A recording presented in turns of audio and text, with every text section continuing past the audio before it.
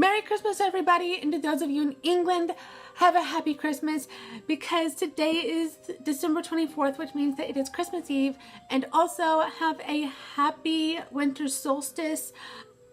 I don't know why, I just love saying that, and I don't know why I just said that, because I mean, Bethany Moda is one of my favorite YouTubers. So anyways, I have something that I want to talk to you guys about. I finally went to go see Mary Poppins Returns for the first time, and I did that yesterday, and I swear the theorist wheels in my head were just turning, and I came up with some great ideas and thoughts, and I also saw some things in there that may be a little too far-fetched, but just bear with me, okay? Now, the first thing I'm going to talk about is a theory that I came up with. The very first time I saw Mr. Wilkins in the beginning, I automatically knew there was something up with this guy. There's just something not right about him. And I was completely right. Oh, also, sorry about that, but there's going to be some spoilers in this video. So if you haven't seen the movie yet, I suggest you stop watching this video, go watch the movie, and then come back and watch the rest of the video, because if you are watching this without seeing the video, you are going to get some spoilers. But if you have already seen the video, go ahead and keep watching. So, like I said, I knew there was something wrong with Mr. Wilkins. It was the way, not the way, but it was his facial expression. From the very beginning, his facial expression, I was like, I just felt a little uneasy around him, and I knew there was something wrong with him, and I was completely right. He ended up being the bad guy. Plus, also, the youngest, Georgie, was able to figure it out just like that before the other two did. I mean, he saw the way the wolf was holding the pocket watch and then throwing it up and catching it, and that's exactly what he saw Mr. Wilkins do later on, and he put two and two together and he figured it out. Anyways, also, I think that it's fair to point out, if you remember the song that Mary and Jack were singing while they were in the China, remember the lyrics to the chorus, because that explains everything. Because the lyrics to the chorus, I can't exactly quite grasp the lyrics right now, but I do know it said something about how not everything is as it seems, and that's exactly what was going on with the bank and the banks, because Mr. Wilkins actually was trying to steal their house, but nobody knew it. So that's why the chorus to that song is very important. Also, the theory I'm going to talk about is kind of dark, so just bear with me here, okay? The theory goes that if you remember how Michael's wife had passed away a year prior, my theory goes that Mr. Wilkins wanted their house from the very beginning, and he figured, since he already knew that Michael's wife was the one who handled the financials, that if he were to dispose of her, everything would go awry and he would have no choice but to, whatever that word is, evict, I think, and to take all of their stuff. I think that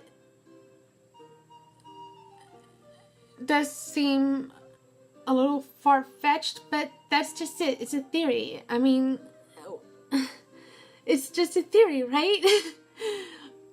But it's definitely possible that Mr. Wilkins had actually lured Michael's wife somewhere or something and killed her. I mean, it's definitely possible. I mean, because Michael said himself that she had died a year prior, and I'm guessing Mr. Wilkins knew that it would take at least a year for them to be completely broke, or at least close to broke, and it just fit for Mr. Wilkins perfectly. And also, I believe that Georgie, who's the youngest, he was the one who was able to figure it out before his brother and sister did. I mean, this kid is pretty smart. But then again, I mean, his name is Georgie. I mean, sure, they live in England and not America, and they don't live in Derry. But, I mean, still, think about it. His name is Georgie. His siblings keep on losing him, even though he obviously gets found every single time. And then, of course, there's the balloons and flying up after you choose the right one. I mean, then there's the scene where they go into the sewer. I mean, I know it's a little far-fetched and I know it's drawn out very long, but there's definitely a connection. And I think that Mary Poppins Returns definitely fits into the It universe somewhere, somehow. I don't know how, I don't know, I mean, I do know where, and I do know somewhat when, but I don't know exactly how, I just know. Also, another thing that I saw was,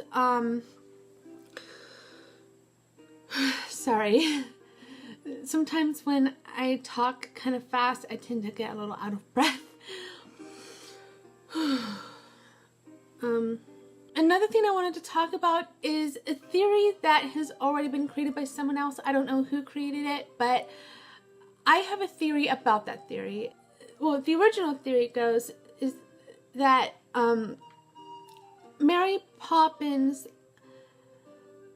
went to Hogwarts when she was a teenager and a girl, because I love watching theories myself, and I actually remember looking up Mary Poppins theories a few times before, and I found that one, and I was like, it just blew my mind.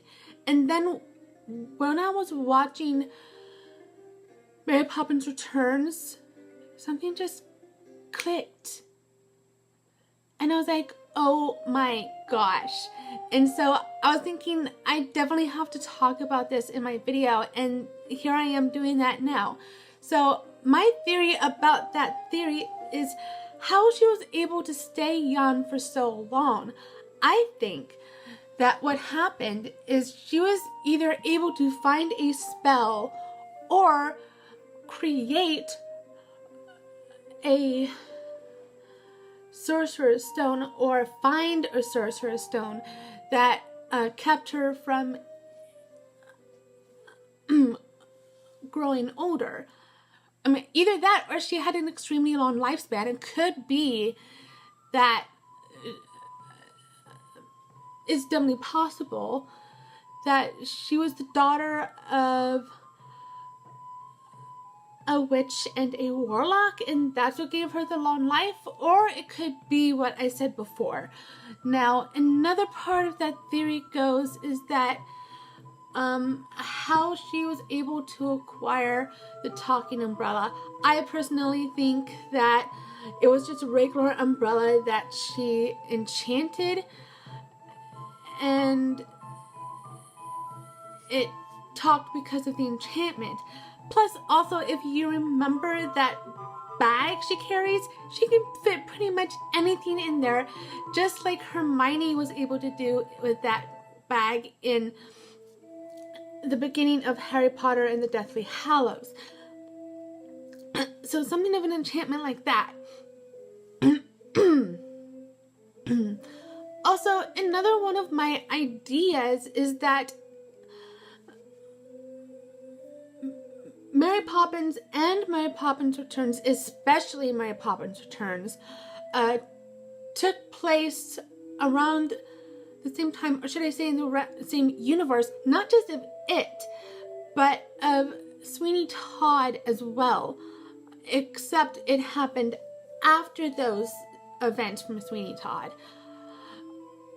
And the reason why I say that is because, obviously, because they're both in London.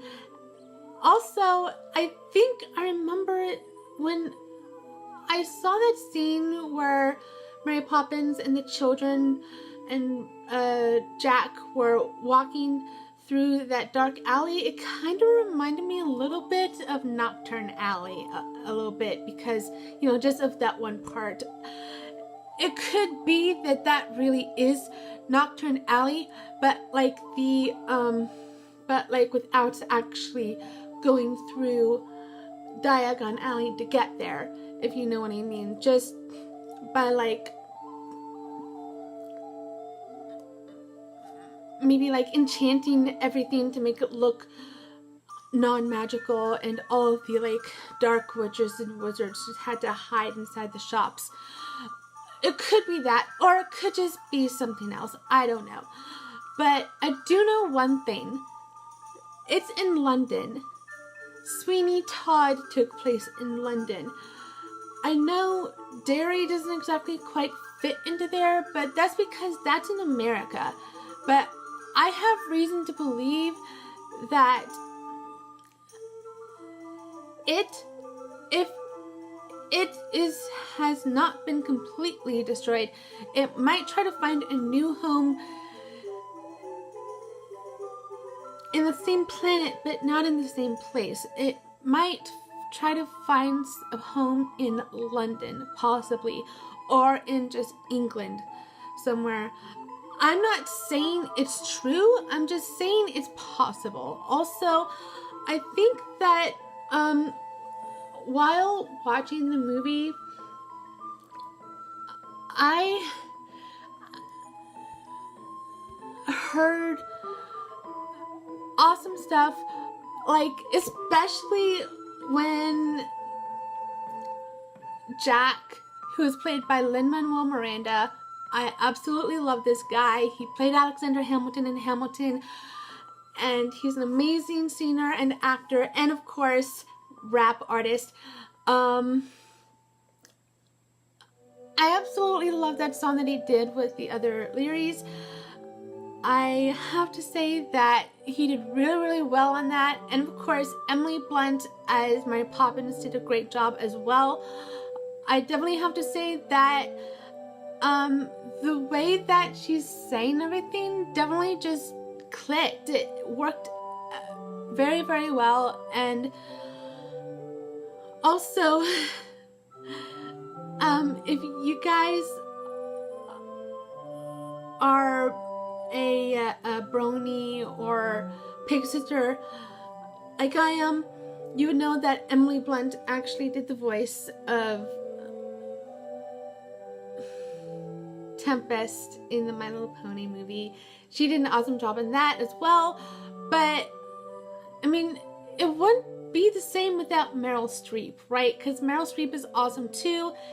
Plus, also, I liked what she gave to her character, not just with the topsy-turviness, not just with the extravagant everything, but with the accent she used. And I definitely have to say the same about Lin Manuel Miranda, because I swear I've never heard him sing in a Cockney accent before, and I just loved it. It was awesome. And I definitely have to say that these theories and thoughts and ideas that I've been telling you guys might just be the inspiration for you to create your own theories. And if you are listening to this, Coen Brothers, I know you're going to have your own theories, but if you are watching this right now, you're probably gonna think to yourself, maybe she's right. Maybe I could do something off of her theories. And to be honest, I really don't mind. But just to let you know, my dark theory is my dark theory, and if you have any ideas for theories about the movie, please let me know in the towel section below. Thank you so much for listening to me ramble on, because this is actually one of the times where I can. If you want to see more like this or anything else, please hit the subscribe button, and if you want to get notified for every single video I make, please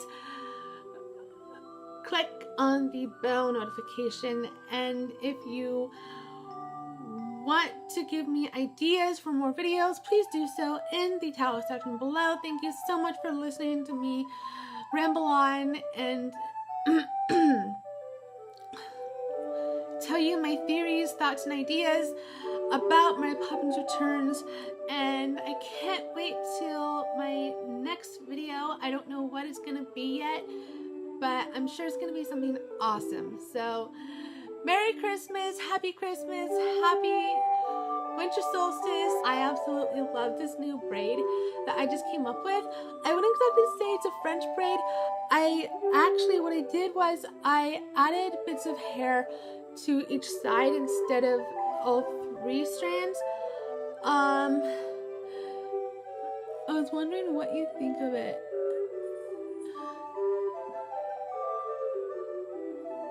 I'd say I just created a new braid. Thank you so much for listening to me. I hope you take into account what I said about my theories, thoughts, and ideas about Mary Poppins Returns. So thank you very much, and I'll see you in my next video. This is Sideshow Celia signing out of YouTube. Until next time.